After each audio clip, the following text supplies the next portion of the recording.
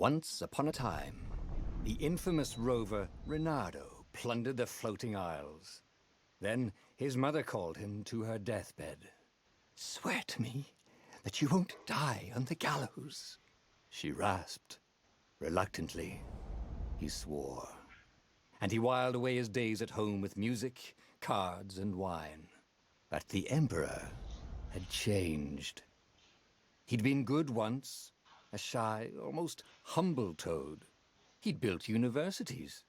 But then people started whispering about mass graves in the woods, midnight rituals, victims screaming.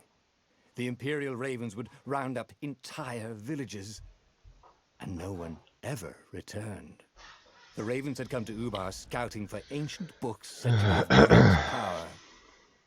But the librarians had hidden the books, so they'd burnt the librarians. The citizens, outraged, had driven them off. The Ravens had come back with dropships. The kid had fled with one of those books. He was brave and dumb and wanted to join the rebellion. And Reynardo had promised his mother he'd protect him.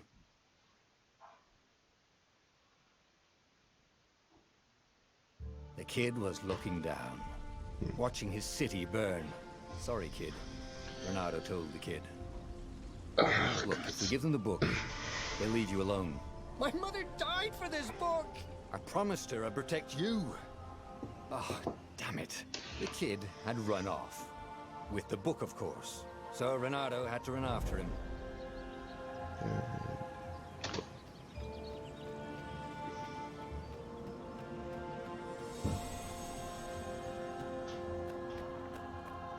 The two ravens were staring at the kid like he was their dinner, which probably was what was in their tiny brains. "Hey," Reynardo said. They cocked their heads at him. "Pick on someone as ugly as you." Wait, that didn't come out right. "For the Emperor!" The ravens cawed and rushed at him.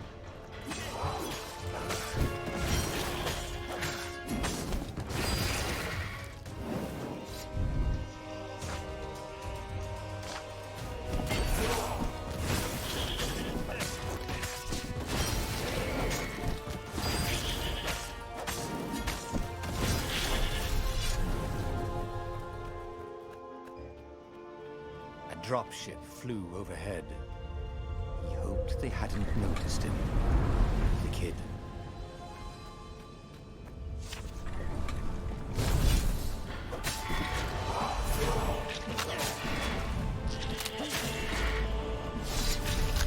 Oh, right. The Gate of Heroes. Someone's idea of a joke, making the skyship docks a gated community. You needed a hero's sword to open it. And the kid was on the other side of the gate. "Who let you through? Promise me you'll take the book to the rebels, or I'm gonna steal your ship." "I'm not taking that damn book anywhere, and neither are you." "Try and stop me," laughed the kid. "I bet you don't even have a hero sword."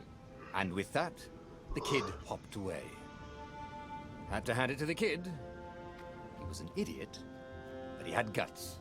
Where was Reynardo going to get a hero sword? And perfect. A hero sword. QED. This is what he got for settling down and finding people to care about. The kid's mum had been a swell cook, and she'd laughed at Reynardo's jokes, even when he didn't know he'd made one. And then the ravens had come to burn her. And she'd made him promise to protect the kid. But she never told him where the book was. Just the kid. He came up to a ledge. It was too far to jump. There'd been a bridge here before, hadn't there? And there was Peter, giggling at him. "How'd you get across?" he asked the kid. "Where'd you find a hook?" "I hopped," said the kid. White-ass kid. "Hey, look out behind you!" "Cute," said Reynardo. Oh, ravens.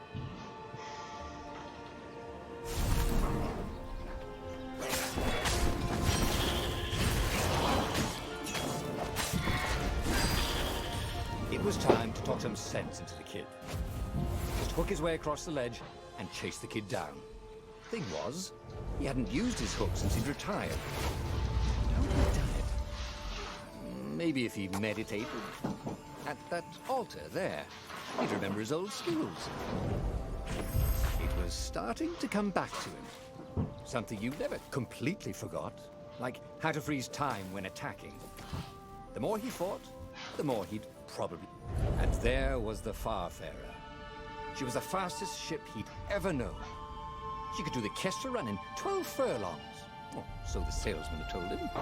And something told him the kid was about to walk into an ambush. "Stop!" he shouted. "I'm not giving you the book!" shouted the kid, and took off. "No! Peter!" But the kid ran for it, and a goggler nailed him with its ivy.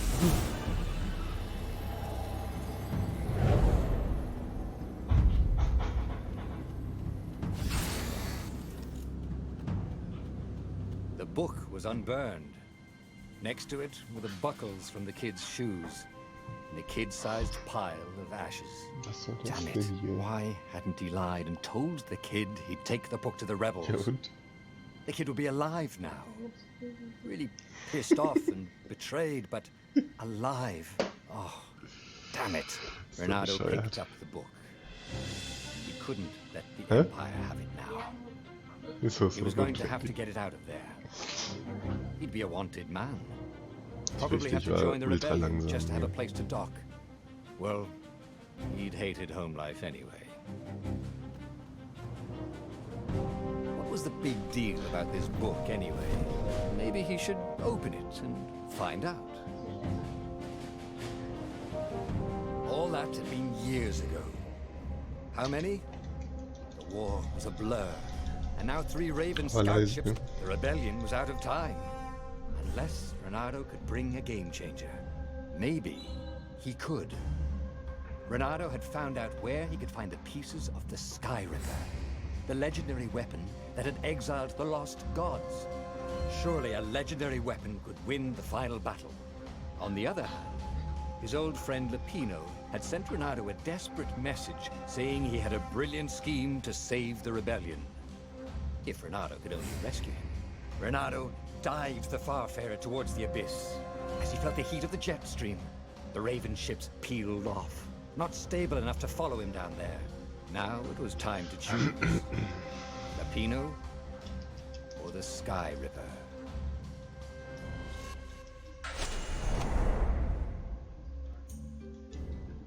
Lupino had apparently managed to confuse the judge by arguing that he hadn't actually stolen a winged horse. He'd only sold it. But wait, where was the prison? The village was empty. Had everybody fled the Ravens?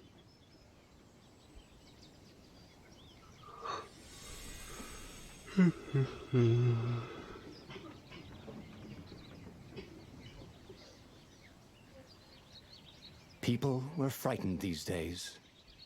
Just 2 weeks past, Renato had sneaked through an empty town and listened to the Ravens caw about the Emperor's new taste in ritual sacrifice.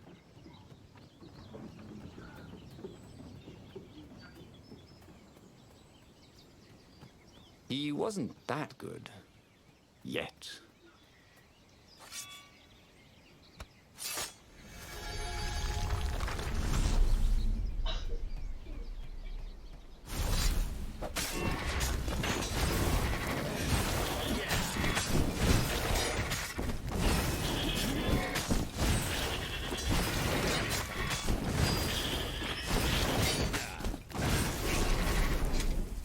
Ravens were landing everywhere.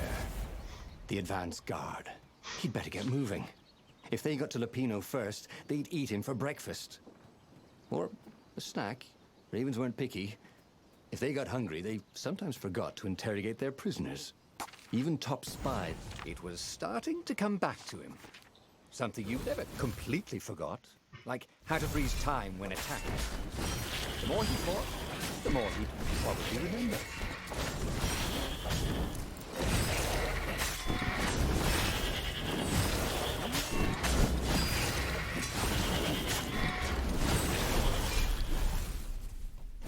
Reynardo was remembering all his old tricks, and some new ones. He really ought to ask for a raise.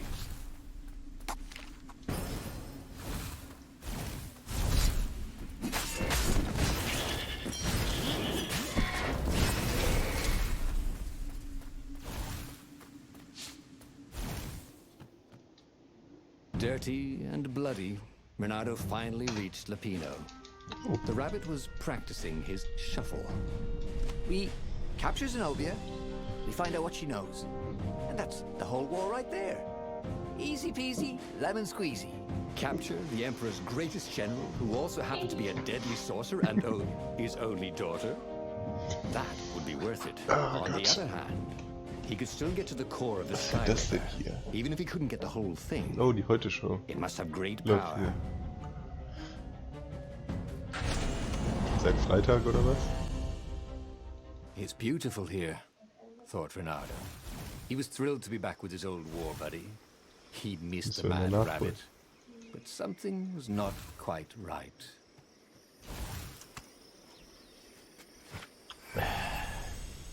Okay. Irgendwie, je länger man das Spiel spielt, desto mehr Bugs gibt's hier einfach. Ich habe jetzt zum Beispiel absolut gar There keine was Musik mehr. something sour in the air. Vorher passierte das mal, dass es im Like the ersten earth had Level keine ruptured Musik over gab, something aber that had been spätestens ab fermenting for dem a ersten very Kampf long time. gab es dann wieder Musik. Aber jetzt habe ich einfach gar keine.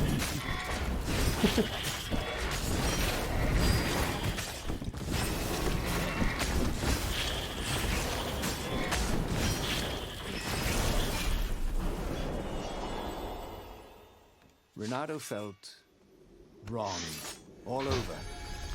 He could feel an almost palpable sickness in the air. And if the land could have tumors, it would look like these monstrous crystals. Oh, what? The forest was quieter than it had been. There were insects, few birds. He didn't count the ravens. Reynardo smelled sick animals and dying land. No help. I'm getting a bad feeling about this, Reynardo said. Maybe Lapino was right. Maybe they should have kidnapped Zenobia instead of coming here.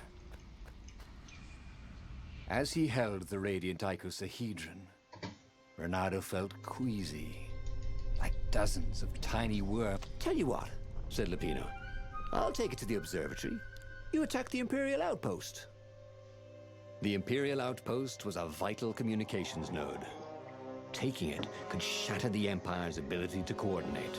And it would be full of secret plans and maps and maybe even rebel prisoners. It was a good target for a hero like Reynardo. But what if Lapino got the core and then broke it or lost it? Or worse, was Reynardo ready to take that risk? Maybe it was better if he brought the core to the scientists himself.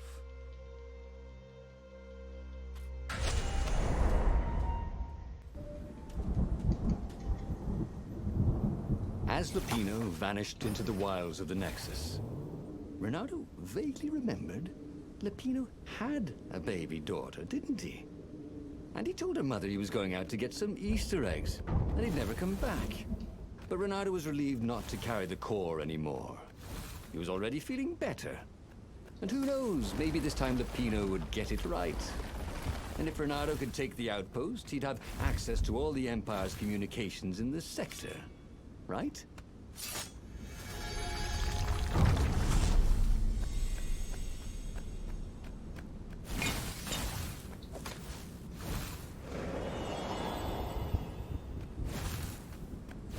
Reynardo caught his breath. His joints still hurt, but he couldn't feel the poison in his system anymore. He'd let the armature slip out of his hands to save his friend Lapino. Of course he had to let Lapino take the core. The rebellion needed every man doing his duty. And the rabbit would be no good taking on an Imperial outpost, right?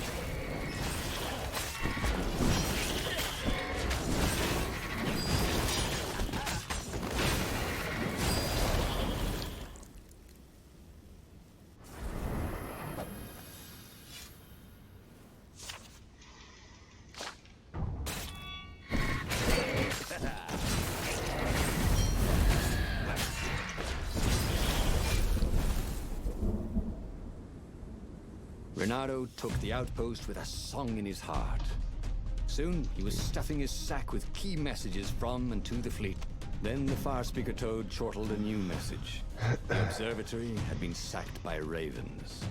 Lapino and all the scientists had been taken to the mountains. Why? Why had he trusted Lapino again? And now the Empire had the core. Reynardo hailed the rebel base to warn them. But their far speaker didn't croak back. Was the base under attack too?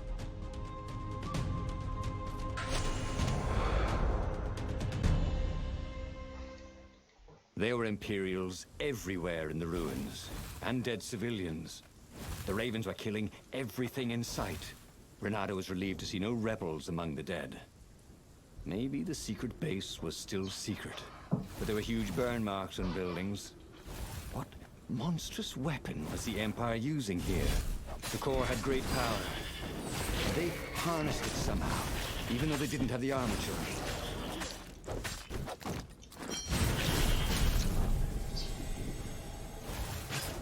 He could smell charred flesh and hear screams. The ruins were on fire. But the Ravens had rigged up the core as some kind of burning ray. They wouldn't need to know the secret location. They were burning everything. It was killing them too. Their black feathers littered the path. He would have to take the core from them. It was the last thing he wanted to do.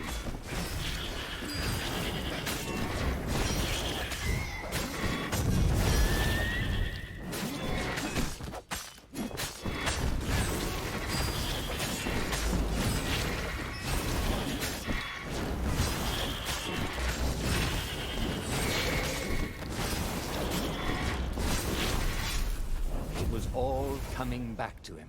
He wondered what he'd remember next.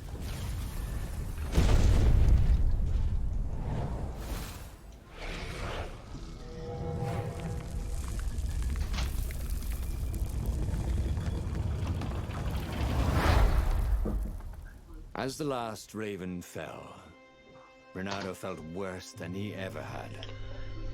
The core was killing him again. The council members cautiously came out into the smoke. Hast du das nicht schon mal gesehen? Croaked the speaker. They would put Das the Verrückte ist, in weaponized core diesen deep in a Frequenzen habe ich cavern, she Musik. promised, Also where sobald es poison ins could Level harm geht, no ist die one. Musik wieder weg. They would heal him if they could, she said. No. It's a weapon now. We need one. I'll lead the charge. It will kill you, croaked the speaker. I guess it already has, Reynardo said. She bobbed her head gravely. When all this is over, she said, we'll name our new capital city for you. Ausschließlich mit Zucker. He flew towards the Imperial fleet. A myriad ships in disciplined formation, waiting for the signal to destroy the rebellion forever. Behind him, the rebels were charging. If he failed, Aber wenn man they doch would Zucker die. isst, dann bewegt man But sich. so the final so battle hippie. began. Everything hurt.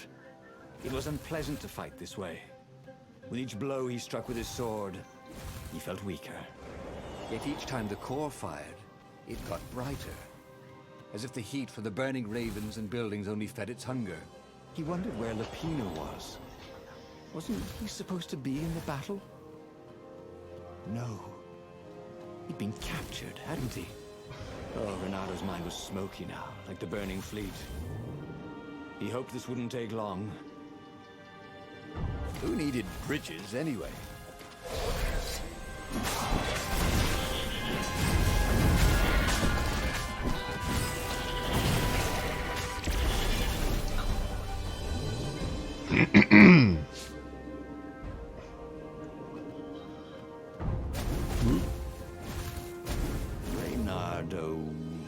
Reynardo-opolis.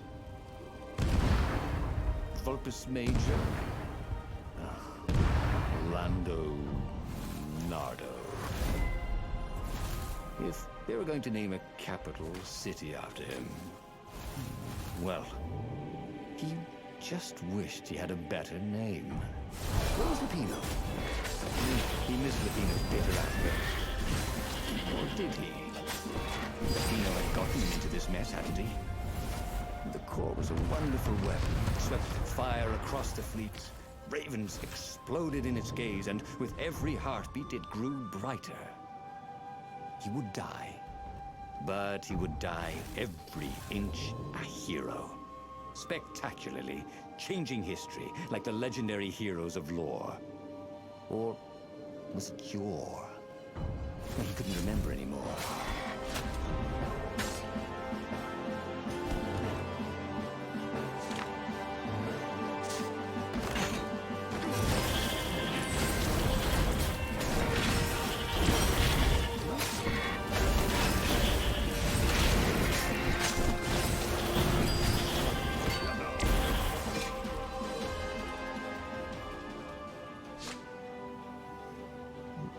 No new record. Reynardo fell to his knees. The Emperor's bodyguards were lined up before his ship. Fierce ravens, all. And Zenobia. She was conjuring. He could not take another step. All he could do was fire the core. The ravens, Zenobia, the ship, all burst into flames, disintegrated, and blew away. So they had one, after all. The core grew brighter. He shielded his eyes, but he could still see it through his sleeves and through the flesh of his arm. And then he felt heat, as the fire grew to consume both fleets. And then he felt nothing. Okay, that was weird. He could have sworn he just died. Instead, he was on the Farfarer. The clouds parted over the Isles of Boreas. It was time to choose. The rebellion was in trouble. Ravens were scouting for the secret rebel base. They needed a game changer. Pieces of the Sky Ripper had surfaced. Reynardo knew that using it could go catastrophically wrong. But he was sure he could figure out how to use it safely. Also, a temple had risen out of empty desert. The Emperor had brought the Sky Ripper pieces up out of ancient burial by his obscene rituals. Could this be where the Iblis stone was hidden? Someone better get it before he does, thought Reynardo. On the other hand, his old friend Lapino needed rescuing. Lapino was no game changer, but could Reynardo really leave an old friend to the Ravens?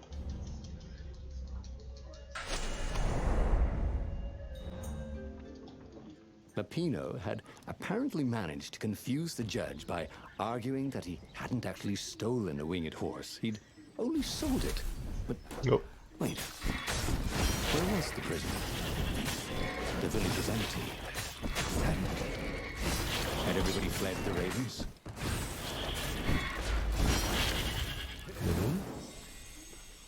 Oh, God. People were frightened these days. Just 2 weeks past, Reynardo had sneaked through an empty town and listened to the Ravens call about the Emperor's new taste in ritual sacrifice.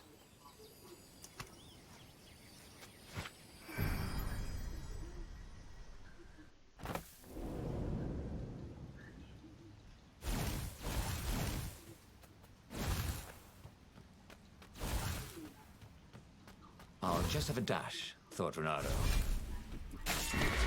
What?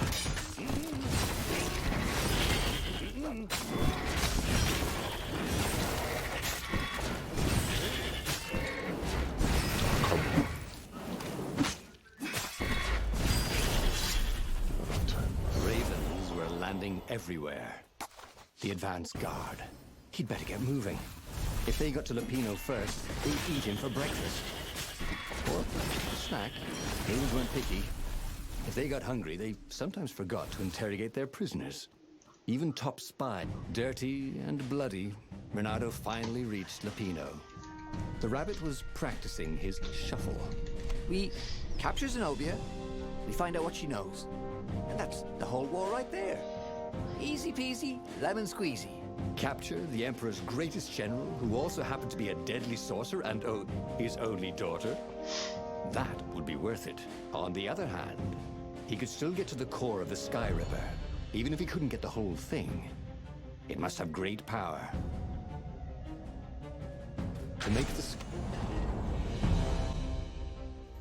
It's beautiful here, thought Reynardo. He was thrilled to be back with his old war buddy. He'd missed the mad rabbit. But something was not quite right.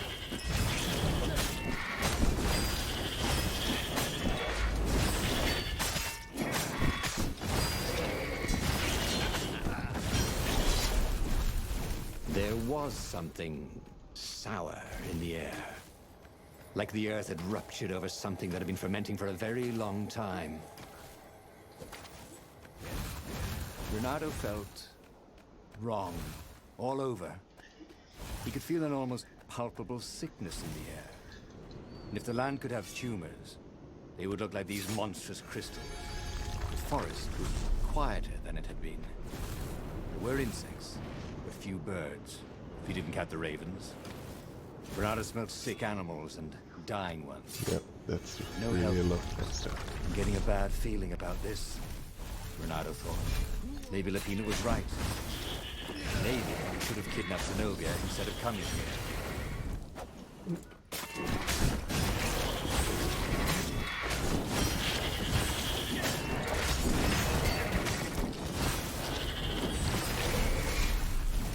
Reynardo wondered if he could learn to cook this way. Probably not. As he held the radiant icosahedron, Oh, Reynardo a lot felt faster. queasy, like dozens of tiny... Tell you what, said Lapino. I'll take it to the observatory. You attack the Imperial outpost. The Imperial outpost was a vital communications node. Taking it could shatter the Empire's ability to coordinate.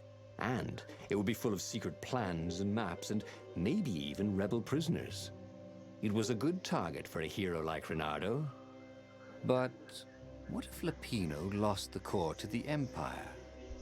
That could be a good thing, couldn't it? Was Reynardo ready to take that risk? Maybe it was better if he brought the core to the scientists himself.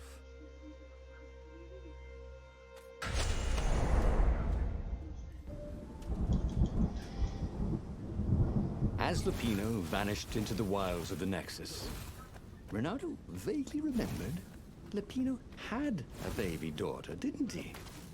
And he told her mother he was going out to get some Easter eggs, and he'd never come back. But Reynardo was relieved not to carry the core anymore. He was already feeling better. And who knows, maybe this time Lapino would get it right. And if Reynardo could take the outpost, he'd have access to all the Empire's communications in the sector. Right?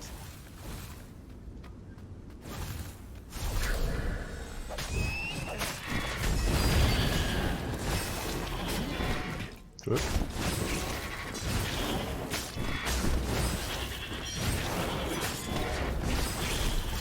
Reynardo caught his breath.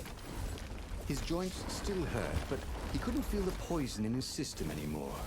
He'd let the armature slip out of his hands to save his friend Lapino. Of course he had to let Lapino take the core. The rebellion needed every man doing his duty. And the rabbit would be no good taking on an Imperial outpost, right?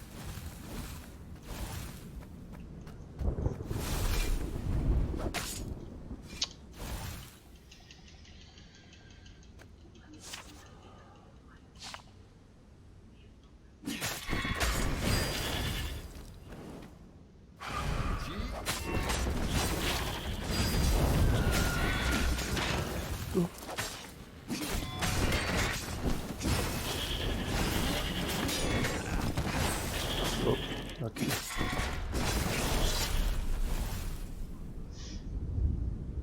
Reynardo took the outpost with a song in his heart. Soon, he was stuffing his sack with key messages from and to the fleet. The observatory had been sacked by ravens. Lapino and all the scientists had been taken to the mountains. Why? Why had he trusted Lapino again? And now the Empire had the core. Reynardo hailed the rebel base to warn them. But their far speaker didn't crouch back. Was the base under attack too?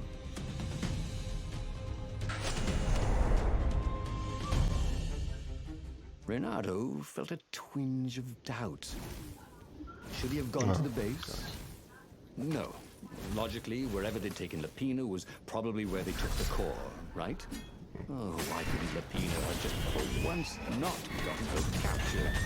Was that too much to ask? He shouldn't be too hard on the rabbit. No, he meant well, and he was insanely brave. We had to admire that. Ach Gott. Good thing Renato didn't have vertigo.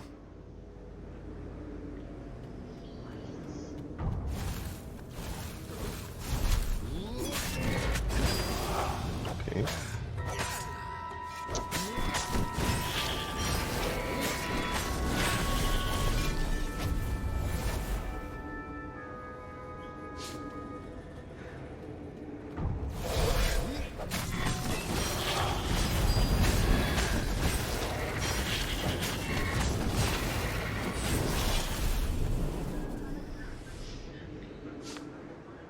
Where were they holding Lapino anyway?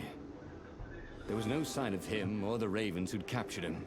Just rocks and Jetzt habe ich snow auf jeden Fall and the besiegt. usual scouts. Kann aber sein, dass das jetzt schon ein No sign bisschen of the länger core wieder either. da ist und ich es noch nicht Was this a mitgekriegt habe. wild rabbit chase? Well, trust Lapino to screw up even getting captured. But what was this rebellion for anyway? Well, Lapino was a useless goof, but he was a friend. If friends didn't matter anymore, what was the point of winning this war?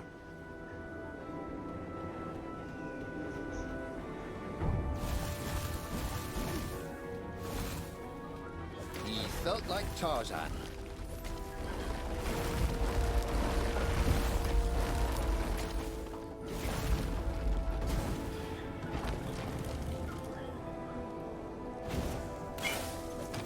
Renato thought of the choices he had made so far. Rescuing a friend and then sending him to be captured. Recovering a super weapon and letting it fall into enemy hands. Risking an assault on an enemy base for military secrets. At the end of the mountain path, Renato came to a clearing. There was a campfire, raven feathers, and Lapino's lucky deck of cards. Well, that wasn't good. Renato hoped Lapino had not tried to cheat his captors at cards. Ravens were much better than weasels at counting, and they had a very poor sense of humor. Then, he saw what he had hoped never to see. Fresh scraps of rabbit fur. Ragged and bloody, ravens would eat anything. By Crabthar's hammer! Renato screamed at the sky. I will avenge you! The rebels had assembled their fleet. Ahead, the clouds were dark with Imperial ships. If he could reach the Emperor before the rest of the rebels did, maybe he could settle this without too much bloodshed. He set sail, and the Farfarer shot forward. Poor Lapino had never been a great warrior. The mad rabbit was good for a lark and a laugh. And a pint. The thought of ravens eating him made Renato furious. The way they were eating up the land. The way the Emperor was eating up the people with his new, bloodthirsty ways. He would make them all pay.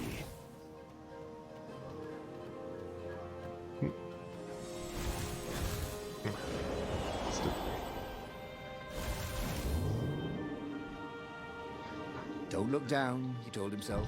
Don't look down.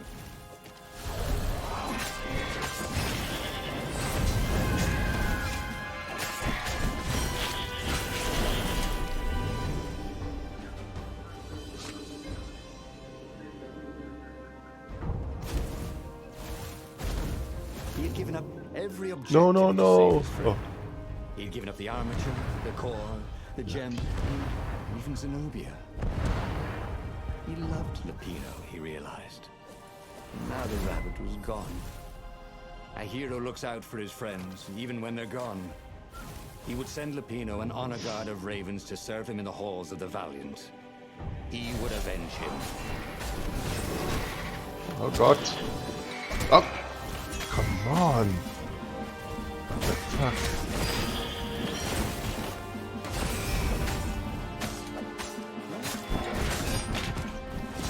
No.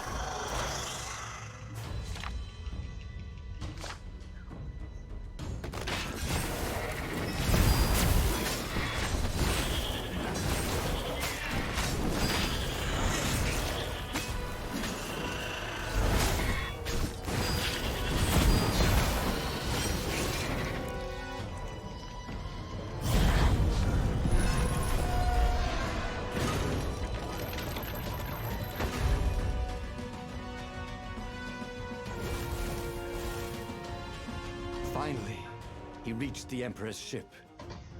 And there was Lapino, surrounded by ravens. He was alive. They'd eaten some other rabbit. "I'll save you!" he shouted with joy and flung himself at the ravens. "Oh, you shouldn't have," said Lapino when the last raven was down. Renato threw his arms around his best friend. "I had to come. I love you, man. You really shouldn't have," said Lapino. And Renato felt a rather sharp pain in his back. As he collapsed, Lapino took the dagger out of Renato's back and wiped it off on Renato's sleeve. "Why, you always have to be the hero. Brave Renato, epic Renato, super sexy Renato, and I'm sick of it. But I loved you." "And you thought I was the idiot," said Lapino as Renato died. Renato stared at the book. He was still alive. Again. And still only flying away from burning. The clouds parted over the Isles of Boreas. It was time to choose. The rebellion was in trouble. Ravens were scouting for the secret rebel base. They needed a game changer. Pieces of the Sky Ripper had surfaced. Renato knew that using it could go catastrophically wrong, but he was sure he could figure out how to use it safely. Also, a temple had risen out of empty desert. The Emperor had brought the Sky Ripper pieces up out of ancient burial by his obscene rituals. Could this be where the Iblis stone was hidden? Someone better get it before he does, thought Renato. And also, his old friend Lapino needed rescuing. Of course, Renato had a pretty strong suspicion that Lapino had betrayed the rebellion. But could Renato really leave an old friend to the ravens? Yes.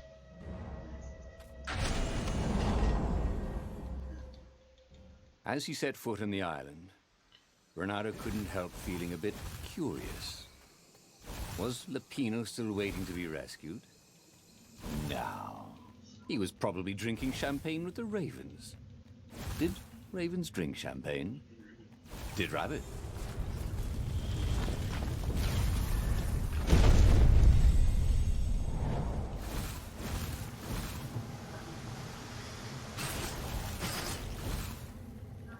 Sorry, mustache, thought Renato.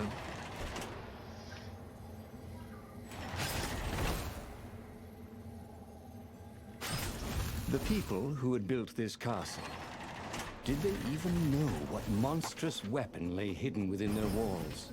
The Sky Ripper could destroy anything it touched, or so the legend said. As the Transcendent Emperor had fought the lost gods, thousands of thousands had died. But Renato had been through wars. The only merciful war was a short one. "I think this is yours," said Renato. But he couldn't hear his enemy dancing. Musik ist übrigens wieder weg. Ah.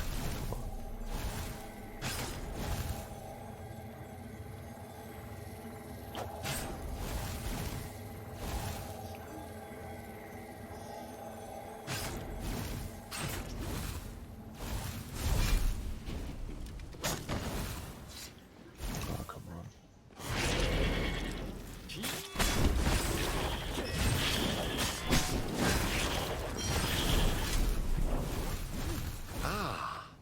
Puzzle.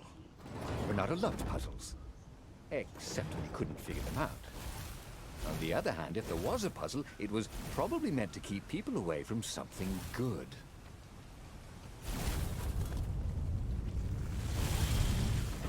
There it was. Sky Ripper's armature. Oh, The stuff that nice. dreams are made of. Engineers, how is it part of a weapon at all? He'd have to ask a scientist. But first, he'd get the second piece. Sky Ripper had a heart. A core that had come to rest on the next island. Well, there was another island he could reach. Zenobia had just invaded it with her father's Raven battalions. She must be encamped there still. But fighting Zenobia now That made no sense at all.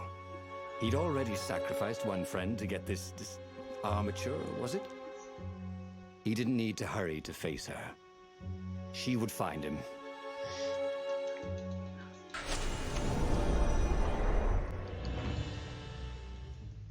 The truth is, though, he wanted to see her, wasn't it?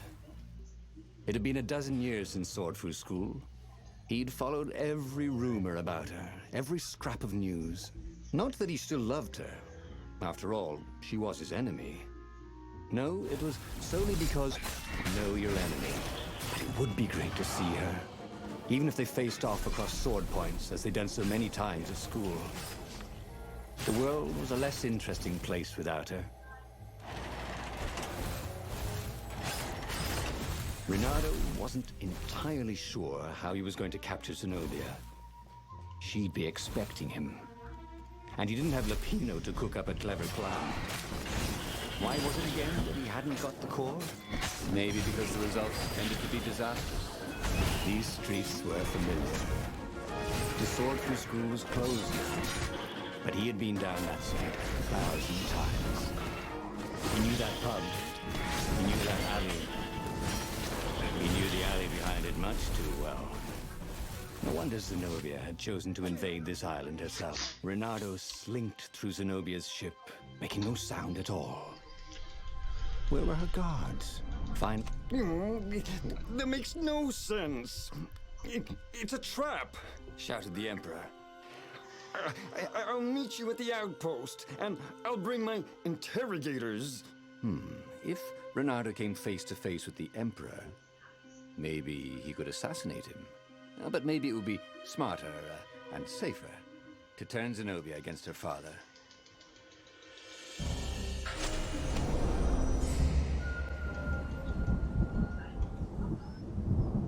It was a short, safe landing. At least this part of the Nexus hadn't changed too much. Zenobia had been taking him to the Imperial outpost. She'd never expect him to go there by himself. Well, maybe she would. You never knew with her. Barely landed a claw on him.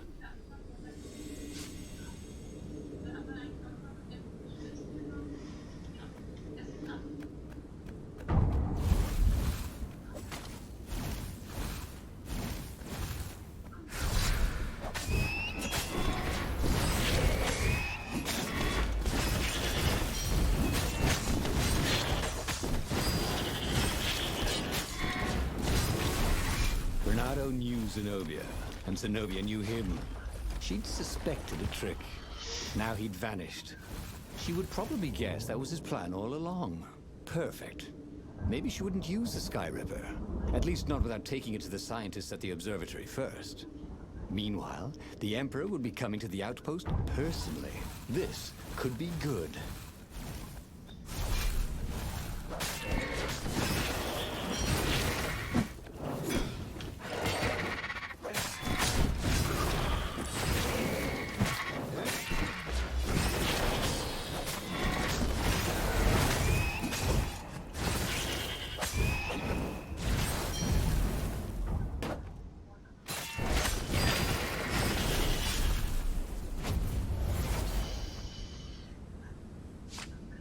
Reynardo was face to face with the Emperor's bodyguard. They looked very tough, but the Emperor held them back. Oh, well, that's a job well done, thought Reynardo. Now the fleet would be in all sorts of disarray. But maybe he could find her in the mountains. She always used to go to the mountains to hide from the world. Maybe he could even turn her against her father. Or maybe he could reap the benefits of the chaos he had sown. It was time to report to the Rebel Council, and then launch the attack on a divided and very confused Imperial fleet.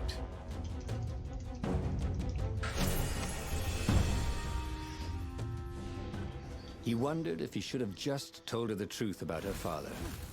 The Emperor had adopted her from a stray. That was the source of all her loyalty. But even then, he'd been dreaming of a bargain with the lost gods. They alone could make him immortal. The Emperor would have to seal that bargain with the life of someone who truly loved him. And who else truly loved the Emperor? But how could Reynardo tell her that now? Why would she ever believe him?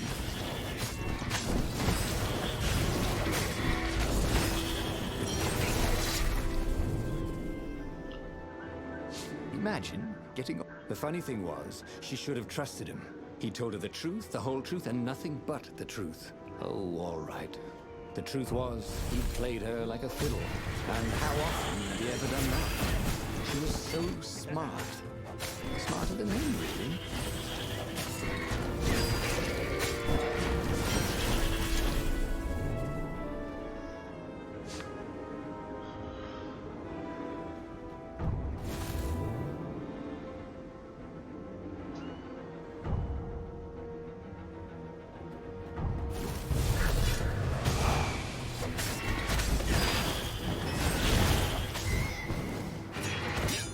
Can I borrow that?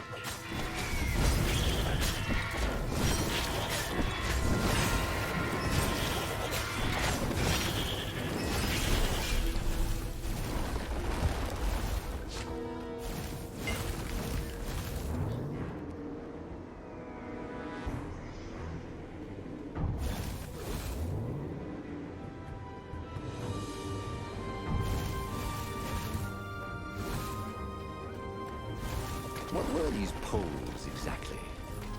Parking meters from the time of the lost gods?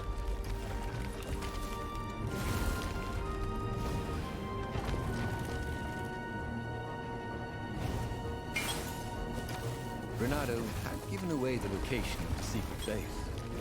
Fortunately, the Emperor thought it was all a trap. He even mistrusted his own daughter. Renato couldn't have done better if he'd planned it. What have you done to me? Zenobia demanded. My own father thinks I'm a traitor. So? But I'm loyal. So what?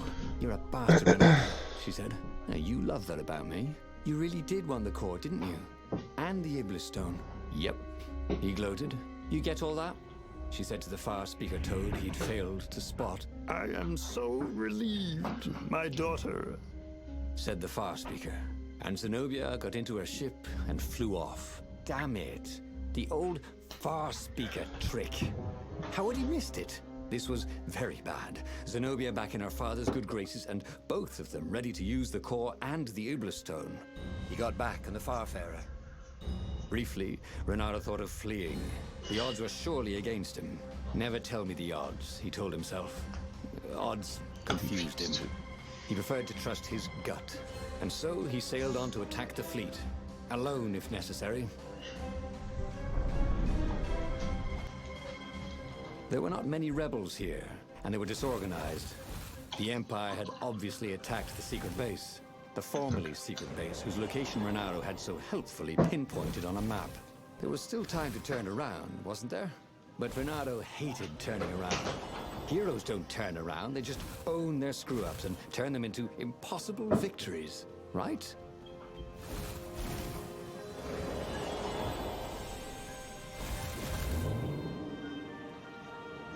A very clever engineer named Elon Muskrat got his start making floating platforms. Not many people knew that.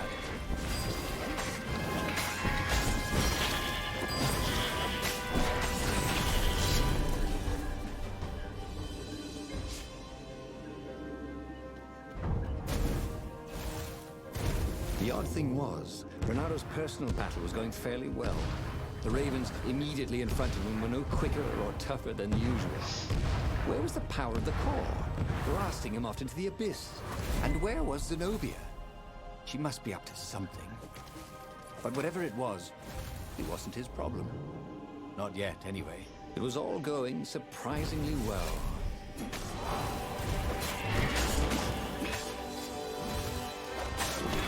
No one beat Renato at Humble.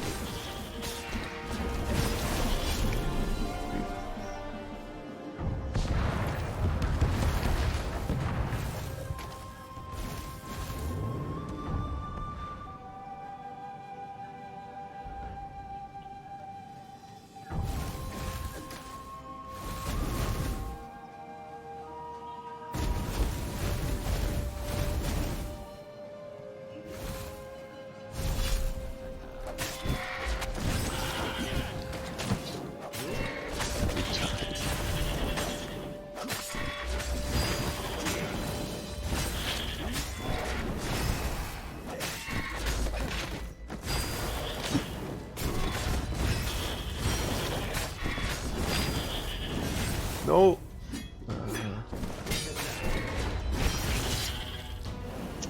Unnecessary attacks.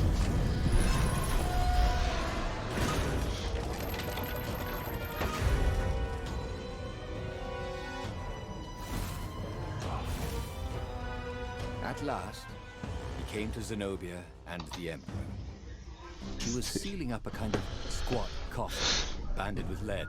So There's glad so you're much room here, for Quoth the improvements. Emperor. You will be witness to my final victory. That's creepy, Dad, said Zenobia. But thank you. Because of your shenanigans, we tested the core. It's really unstable. It could have blown us all up. It could, said Renato, a little frustrated that she'd figured it out. Anyway, we already destroyed your secret base, so we don't need a super weapon. We're just going to bury it. Do we, torture you or give you a medal? Sometime later, Renato got an invitation to attend the Emperor's ritual sacrifice of his daughter. They took him out of his dungeon cell and gave him all his medals to wear. A little while after that, the lost gods returned, and the sun went black, and the Emperor ate his soul. And just like that, he was alive again, and back on the Farfarer, still fleeing. The clouds parted over the Isles of Boreas. It was time to choose. The rebellion was in trouble. Ravens were scouting for the secret rebel base. They needed a game changer. Pieces of the Sky Ripper had surfaced. Renato knew that using it could go Ich werde das catastrophically sowieso wrong. wieder choken jetzt gleich. He was sure he could figure out how to use it safely. Also, Wenn ich a jetzt nicht mehr temple had sterben risen out of sollte, empty also desert. überhaupt nicht The sterbe, Emperor had brought the Sky Ripper pieces könnte up ich out of tatsächlich ancient da nochmal burial 2-3 by his Minuten obscene rausholen. rituals. Could this be where the Iblis stone was hidden? Someone better get it before he does. Ich werde es sowieso Thought Renato. verkacken. And also, his old friend Lapino needed rescuing. Of course, Renato had a pretty strong suspicion that Lapino had betrayed the rebellion. But could Renato really leave an old friend to the Ravens?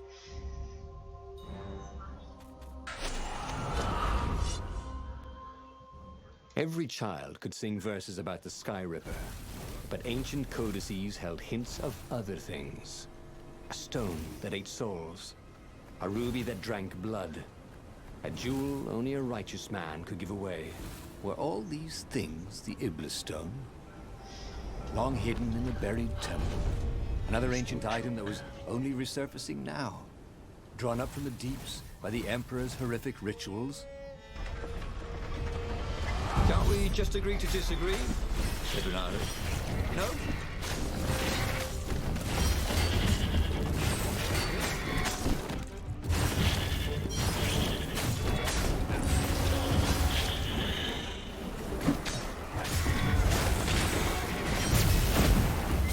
Au! The Ravens were already here, cawing in frustration. They were still searching for a way in. Good. Then he hadn't come too late. Renato felt like he was ready to learn new things. Thank goodness he didn't have to go to school for that.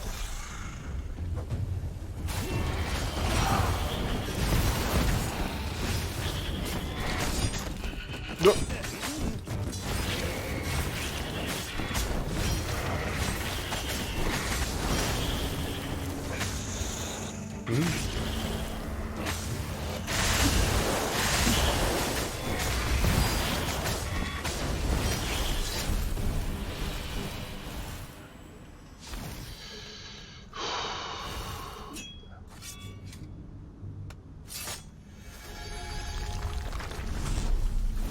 Renato wondered if his future self had commissioned these poles.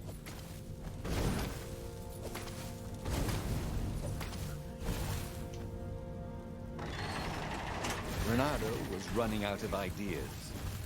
Zenobia loved him to death. The Sky Ripper destroyed everything. Lapino was a filthy traitor. Using a stone name for an evil god seemed unwise. But what else was there?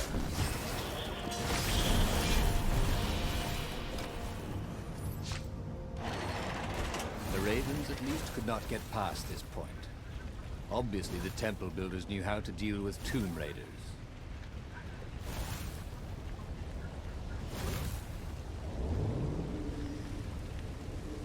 These platforms were great. Renato wanted one for his house.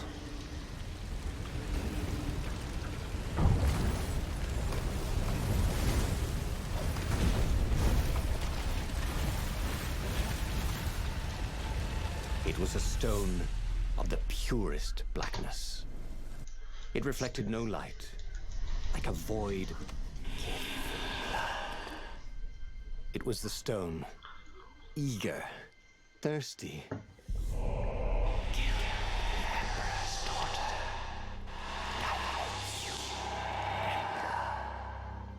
That seemed tempting and terribly wrong.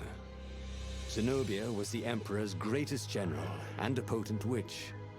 But they had been close once, and Renato wasn't sure he really wanted to be Emperor. Why not capture the core of Sky Ripper instead? It was the eye of a lost god torn out by the transcendent Emperor to power his greatest weapon.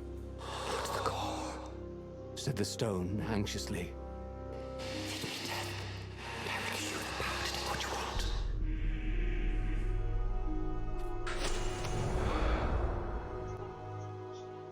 The moment he landed the Farfarer, Renato had a rare feeling of regret. It's not too late, he thought. He could turn around and sail for Zenobia's island. He frowned. Wait a minute. He didn't want to kill Zenobia, did he? Sure, technically she was the enemy, but they'd been at Swordfu school together. They'd never been lovers, but somehow they'd been closer. She'd told him there was something sour in the air. Like the earth had ruptured over something that had been fermenting for a very long time.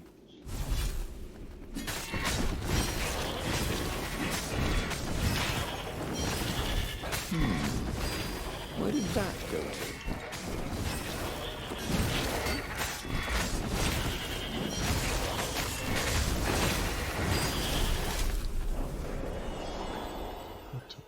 The stone hadn't lied about what it could do for him. With each raven he cut down, he felt a jolt of power flowing into his arm. "You're weak," whispered the stone. "The core will kill you." "Are you afraid of it?" "Don't be please," it chuckled. "But it's unstable. It won't poison you so much as carry it, and if you try to use it, it will explode catastrophically." Renato did. As he approached the core, the stone became hysterical. He had defeated the demonic gem with the power of his mind. He felt invincible. It was time to attack the Imperial outpost on the Nexus. Take the battle to the enemy. But among the huge crystals, there was also an observatory. A wise man would probably ask the scientists exactly what he had first. How wise was he?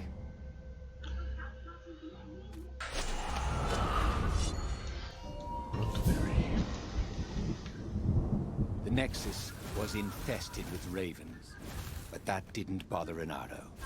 With each death, the converted Iblis stone in his gauntlets glowed brighter, and he felt stronger. He was getting a bit bloodthirsty, wasn't he?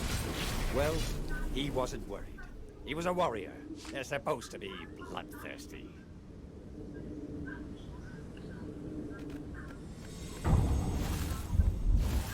Renato wondered idly if people who had built these poles had really, really long tentacles.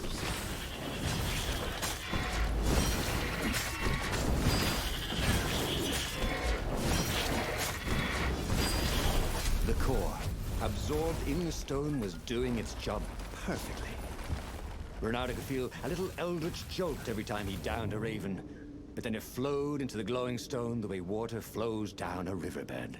It all felt perfectly natural, as if all his life, this was what he had been meant to do.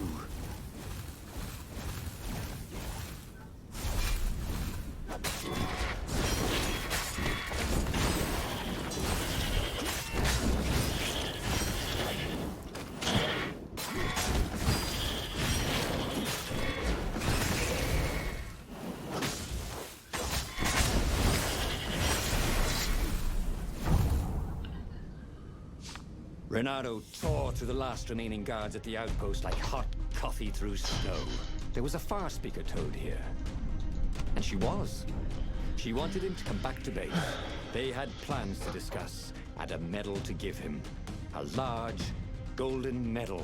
Great, said Reynardo. Und Let's bist du talk jetzt about Krieger? who else I can kill. Then the War far das ein speaker Mhm? croaked again. Hello, Reynardo, Warum? he said. If you get sick of slaughtering What? second-rate birds in the Nexus, Ja.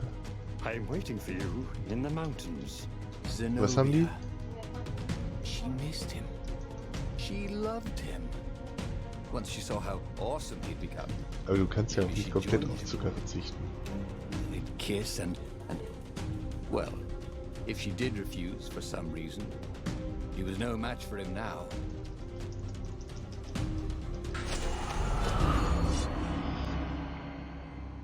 So where was this ambush? Reynardo couldn't wait. At Sword Fu school, she'd always studied a little harder, practiced a little longer, complained really a lot less. Then she'd become a sorceress. He'd always known he'd have to take her by surprise or not at all. But this would be a surprise indeed. There were stickers all over the platform for really hot lady foxes, with pictures and addresses and everything.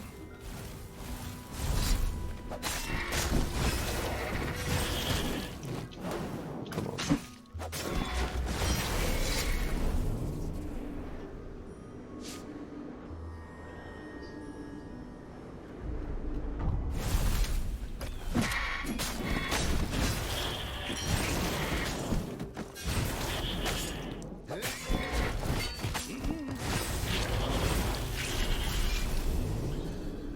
This strange slow motion. The mountain paths were Never had it infested before. with ravens. That was swell. Every time he cut one down, the stone glowed a little brighter. In fact, everything glowed a little brighter. Look how white the snow was. And how very blue the raven blood was. Seriously, where was she? He wanted to try his new strength against hers. This is very slow.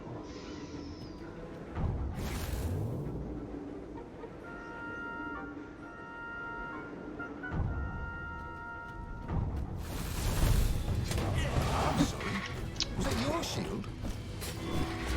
Ah, come on.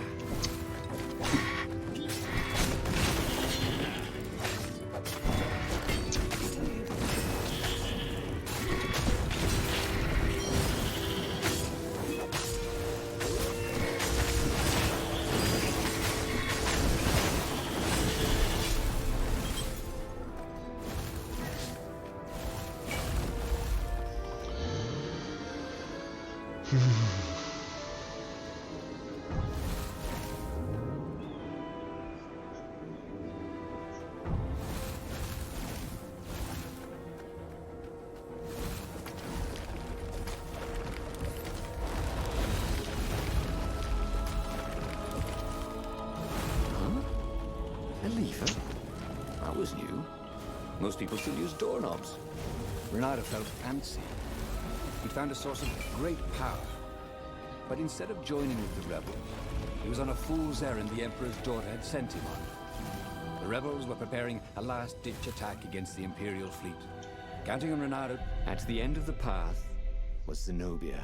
I thought you were going to ambush me, he said, a little put out. I owe you better than that. I know how you feel about me, love. You want to join up with me, don't you? You got to admit, we'd make a great team. Of all the arrogant, ham-handed, half-assed, half-witted... Oh, come on. What else are you here for? That, she said, as a dropship poured a bucket of green liquid on his head. Drowsy gas. You can't stop me with drowsy gas, Zenobia. My power's too strong. Zenobia? So das gleiche nochmal, du bist fett, oder was? When he awoke, he was staring up at the sky. Zenobia looked down at him, frowning. I probably ought to kill you, but that'd be a bit Du tawdry. könntest dir auch wouldn't it? sinnvolle Sachen She angucken. was tossing the glowing stone from paw Ja, to weißt du paw. nicht. This is pretty. Was Sinnvolles. Zenobia! He shouted, And then he fell back into sleep. On the Farfarer, Renato drank his favorite Das sind headache jetzt nicht remedy. unbedingt Sachen, die du nicht But schon it did no weißt. good. Zenobia had beaten him again. Ja. Hast du den Hunger? He really should have listened to the Iblistone in the first place instead of messing around with the core. He had a bad feeling about the upcoming fight. But what kind of hero misses the final battle?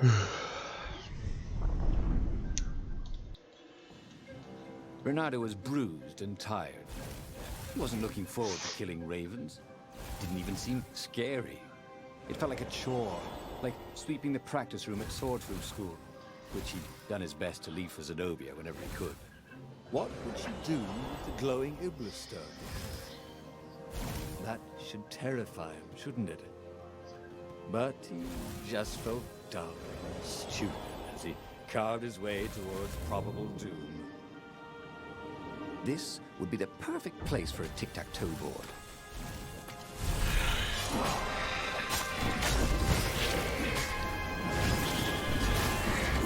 Ah! No!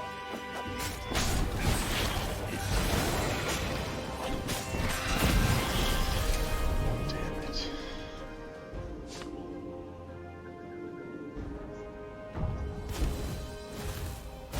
It was all so unfair. He'd wanted to protect himself, protect the world from the Iblistone's hunger for blood and souls. And all he'd done is get mugged. Next time he owned a supernatural artifact that wanted tribute, he'd serve it champagne and caviar.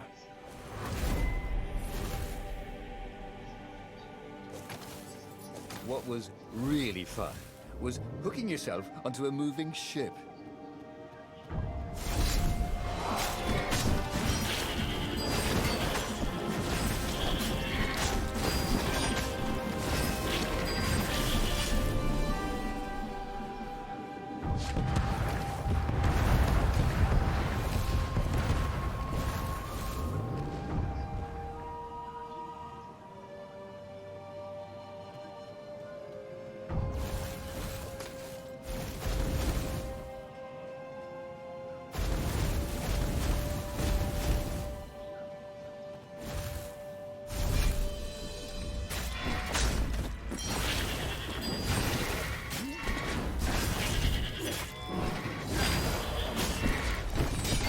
No!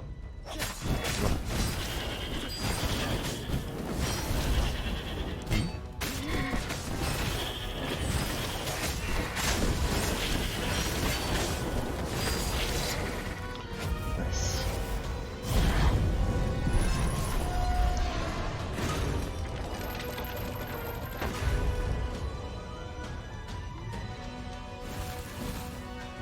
Zenobia was cleaning blood off her sword and weeping. It's so hungry. I can't stop killing, she said. But I fed it the core of the Sky Ripper, and now it's hungry again. She wept. It was true. The Iblistone was black again. A void that seemed to suck all the light out of the sky. Take it Nicht from mehr me, sterben. Renato. While you still can. Okay. Letzte Runde. I'll take it, he said. Yes, he thought. This is what it means to be a hero. To save the soul of even his old enemy when it looked like all was lost. He stepped forward to accept the sword from her Das sieht aber outstretched nicht aus, hand. als würde es She am flipped Fett the gehen. sword, and the blade went into his gut. As the Iblistone sucked his soul into its infinite darkness, he could vaguely hear a voice, something like Zenobia's chuckle. Sucker. Oh, damn it. He lost again. And died. But there was... The clouds parted over the Isles of Boreas. It was time to choose. The rebellion was in trouble. Ravens were scouting for the secret rebel base. They needed a game changer. Pieces of the Sky Ripper had surfaced. Renato knew that using it could go catastrophically wrong. But he was sure he could figure out how to use it safely. Also, a temple had risen out of empty desert. The Iblistone was hidden there. It was a dangerous artifact. It could corrupt its user into a bloodthirsty monster. Maybe he could find a way to use it. To take its power without surrendering to its wickedness. And also, his old friend Lapino needed rescuing. Of course, Renato had a pretty strong suspicion that Lapino had betrayed the rebellion. And he had a gut feeling that he needed to use that to his advantage. Renato finally realized that Lapino was a traitor to the cause. And maybe Renato could use that somehow.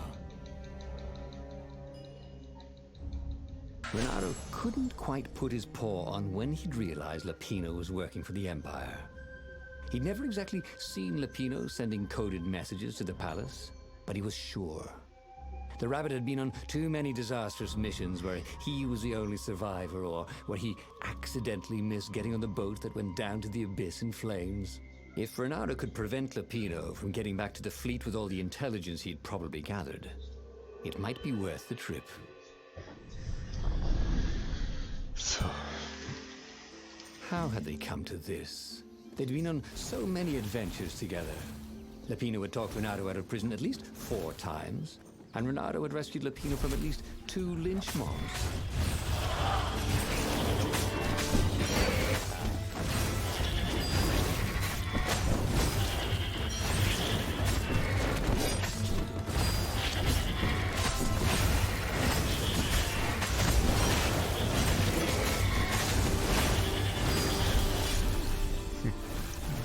Felt that the rabbit resented him. Very lucky with Lapino was enemies, hilarious because he was so down on himself and everyone else.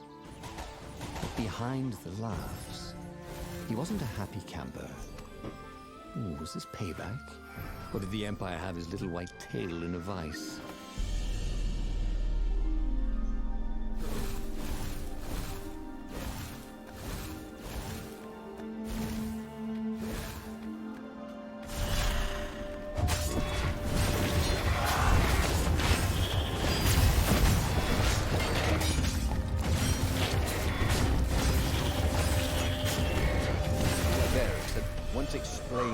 Ravens were landing everywhere from dropships. We'd better get moving. If they got to Lapino first, the rabbit would give the Empire all the intelligence he'd been stealing from the rebellion, and they'd probably give him a medal. He'd have to be very careful about how he played them. Bloody and exhausted, Renato finally reached Lapino. The rabbit was practicing shuffling his favorite. Oh, I am. The Ravens are coming. Now, I got a clever plan to kidnap Zenobia. Renato wanted to clap shackles on the rabbit and shout, "You're a traitor, and I'm not falling for it." But if there was one thing Renato was sure of, it was that the core of the Sky Ripper was dangerous mostly to its user. If he could put it in the Emperor's hands, old Isengrim III might blow himself and his fleet up with it. Yes, that was it.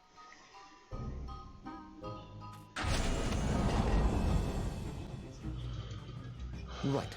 Now, all Renato had to do was fight his way through Zenobia's invading troops, sneak onto her ship and into her bedroom, and kidnap her without any of her dozens of guards alerting her. Then, he would rely on her love for him to convince her how evil her father was, so she'd run away with him instead of going back to her father, who was going to blow himself up. It did sound a little risky. But Renato had a feeling it would work out somehow. It always did.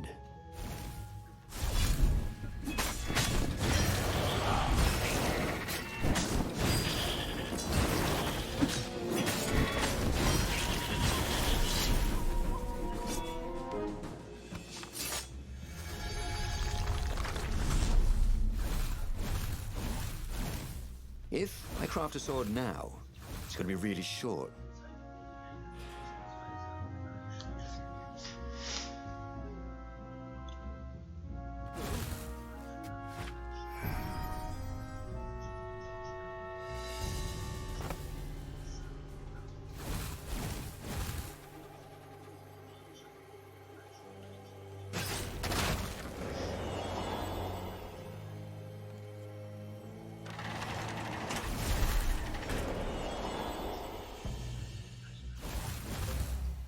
Renato was halfway to Zenobia's encampment when Lapino showed up. He was disheveled and distraught. "They jumped us. I barely got away." "Oh, They got the core. Ooh, it was all going according to plan, thought Renato. Now he just needed Zenobia on his side. Yes, that was even better. The Iblis Stone. Zenobia could get it. And then the Emperor would have to pursue them. Wait, no. The gem would corrupt anyone, even her. That's it, he thought. Even Lapino. Even though Lapino was already a traitor. It would turn him against his secret master, the Emperor. He would try to make himself Emperor. And the Emperor would have to defend himself with the core. Boom. He was a super genius. This is terrible, Renato told the rabbit. If only I had gone for the Iblis Stone. But now it's lost in enemy territory. He handed Lapino a map. It gives the bearer so much power. We can only hope the Emperor never finds it. What was that? Said Lapino. I think someone's following us. I didn't hear anything. Rabbit ears. You go on ahead. I'll check it out. And with that, Lapino hopped off with the map.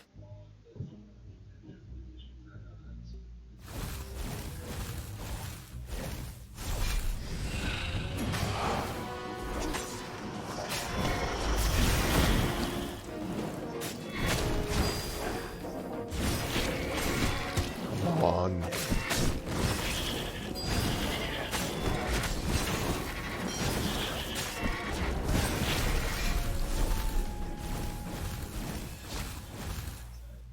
Renato slinked through Zenobia's ship, making no sound at all. She was curled up on her bed. He'd forgotten how beautiful she was, how sleek, how soft. He tapped her on the shoulder with his sword. She was made of smoke, and he noticed he had a very solid blade to his throat. Did you really think you could capture me? Purred a familiar voice. I just wanted to chat, said Renato. Did you ever wonder why the Emperor adopted you? He needs a sacrifice. Someone who truly loves him, to make a bargain with the lost gods. That's a vicious lie. He wants to bring them back. That's crazy. Why would anyone... They could make him immortal. An eater of souls. And with that, her eyes widened. She understood. Renato told her how he had rescued a priest whose order had been massacred. How he had slept in a burnt village. At midnight, the Emperor's victims had come to him in his dreams to tell him of the hideous eldritch rituals they'd been sacrificed in. He could still see those kittens and puppies. Their wide, sad eyes, their hideous noses. You can't prove that. I've got a witness at the observatory.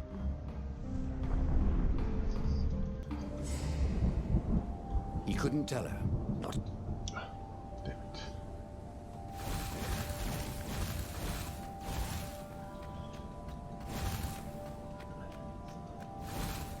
Once you try it, you're hooked.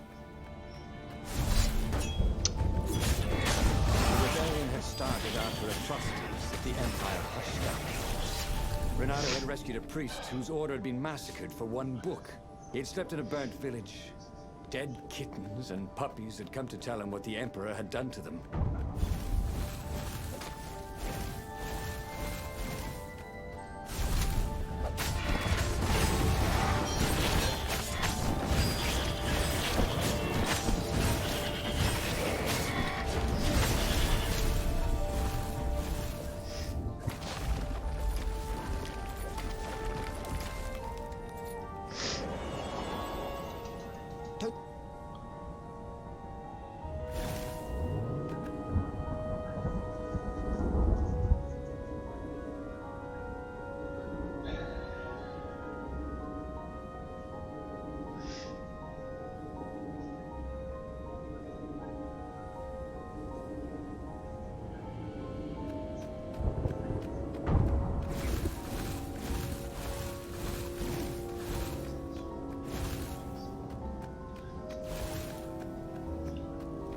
This was much easier than free climbing.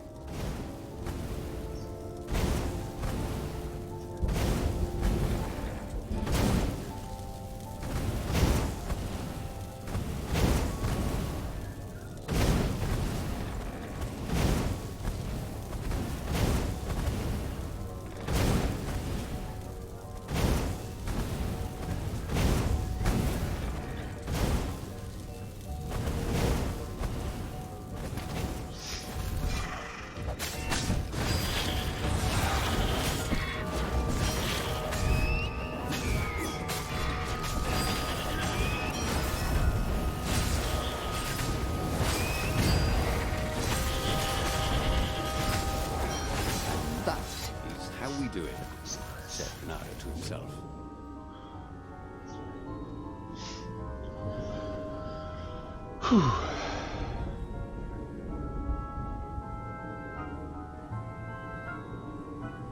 Should be another gold speed.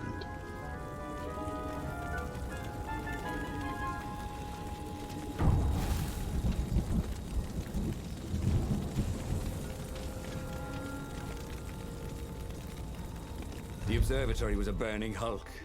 Dead scientists and black feathers everywhere.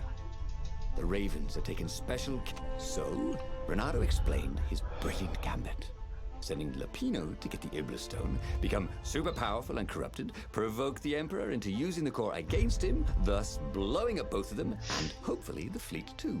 Let me visit your council, she said, shaken. I want to help. Could he really trust her? Ich auch. What had Zenobia gone off to do? What was more important than meeting the rebel council? Had he made a mistake, sending her to the ruins? No. He knew they could trust her. He could trust her because she never broke her word. And she could trust him because she could see right through him. Well, she'd probably be there well before him. She at least didn't have to fight her way through rainstorms of ravens.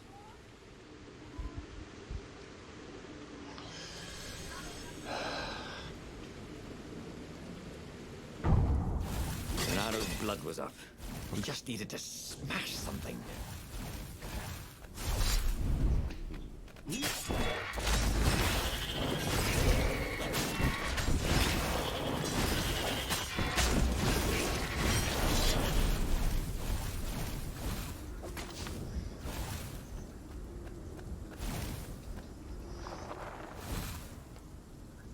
As he came around the bend, there was Lapino, unconscious on the side of the path. And Renato could smell a familiar, sweet, smoky scent. Who? Zenobia. It had to be. She never used a combat spell when she could use drowsy gas. That meant she had the Iblis Stone. What would it do to her? She hated her father now. She'd kill him for sure. The council wouldn't mind if she killed the Emperor, but murdering her father would destroy her. He had to get to whatever ledge she was on and talk her down from it.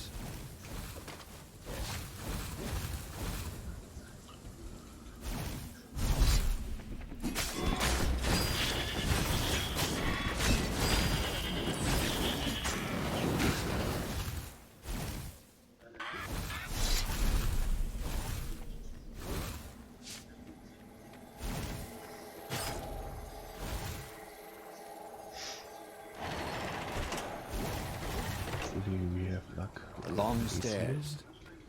So he was close to the rebel base. Nothing was on fire. So far, so good.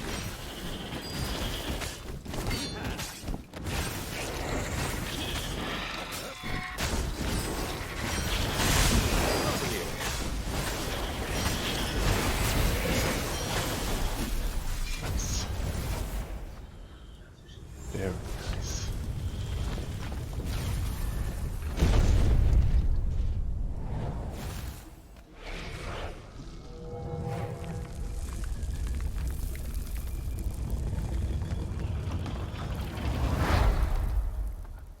Everyone in the council chamber was dead. Zenobia stood shivering in the courtyard, drenched in blood. Why? I guess I died managed. last time. They started arguing with me. I lost my temper and I wanted their blood. Well, not me. Letztes Level noch Stone keinmal did. gestorben. Why did you take it from Lapino? I had a plan. You had a stupid plan, she said. I'm going to go kill my father now. No, you can't. You'll just take his place. You'll become worse than him. Get out of my way, or I'll kill you too.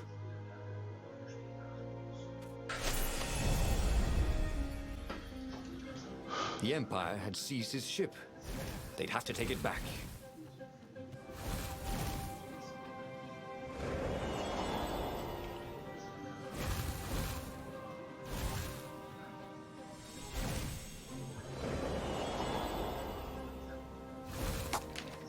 He'd missed his old skills. he welcomed them back like it was at a reunion.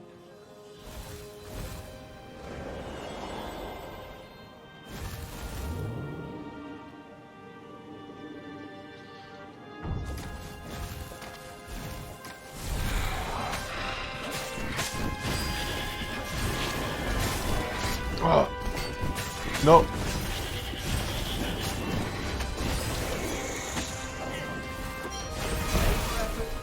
Deeper dead.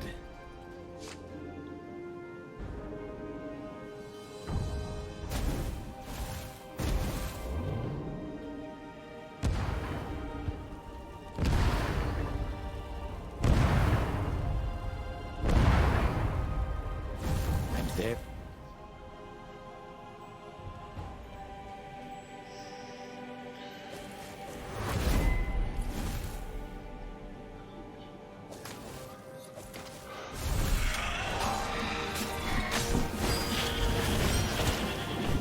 No.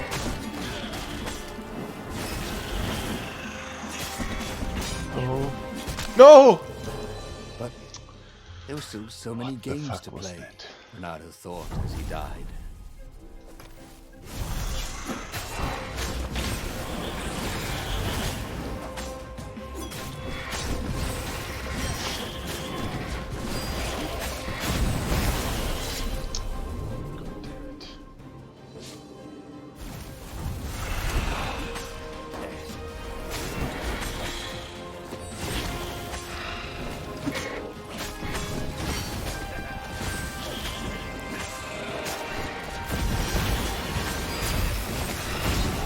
Danced around the room yelling, oh yeah, that's how we do it.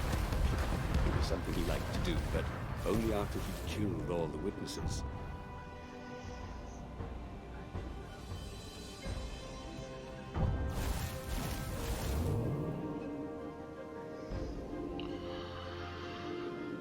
Last fight.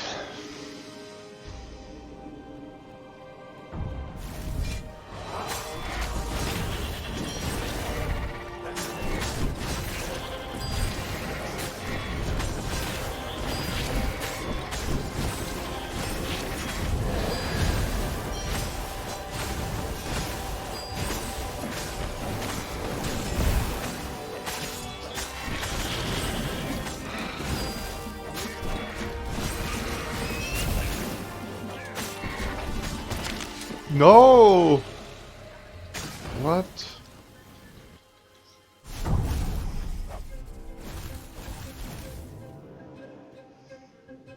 There was an inscription. Praise the sun.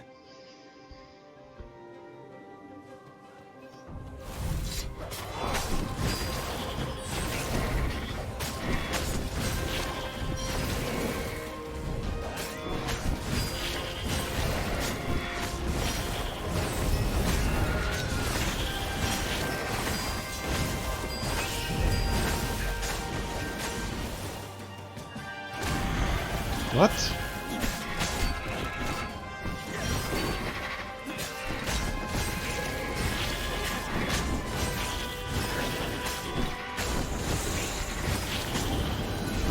No, no! Come on. Fuck.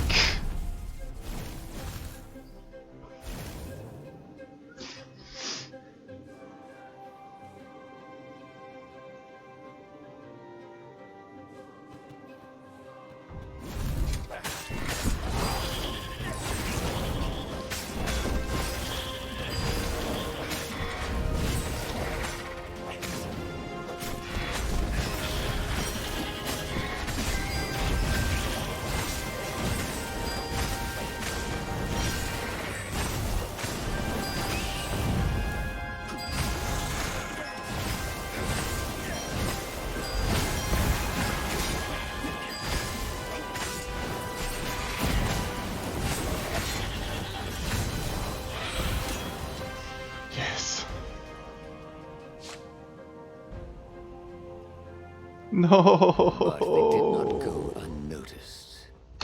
Scout ships lifted off, and the long lance of the Imperial flagship. Fuck. Renato turned downwind to gain speed. The Raven ships could pursue, but they couldn't close. The far speaker croaked, "Return her and live!" "Go sacrifice yourself," yelled Reynardo. "Then you won't have her either." On the flagship, the Emperor was readying some arcane weapon. It couldn't be. It was the core. A devastating beam lanced out of the flagship. Reynardo zigzagged wildly to keep the Farfare out of it. Now the Raven scout ships were closing the distance, and the beam was getting closer too. Then came a blinding flash, and the air was searingly hot all around him. There was a thunderous, deafening roar. He could smell burnt oak and burnt feathers and burnt flesh. But when he could hear and see again, they were alive and unhurt. And they were alone in the sky. Zenobia embraced him. They had done it. Through luck and through love, they had won the war. "Avalon, here we come," he said as he held her arms wide in the prow of the boat and let her feel its speed. "Maybe the real Avalon is wherever we're together," she said. And so, after a bit of an argument, Reynardo and Zenobia went to one of the two Avalons. The one shrouded in mists, or the one in their hearts. But which one they went to, I'll never tell. He'd done it. He'd forged his own destiny. Well, he hadn't actually done it. But he knew what he would do. Reynardo smiled at the book. He practically wanted to kiss it. The kid's sacrifice hadn't been in vain. He'd saved the book and saved the world. Reynardo owed him and his mother so much. Reynardo lowered the mainsail and let the Farfarer shoot forward in the breeze. Second star to the right, and straight on till morning. This time, he would win.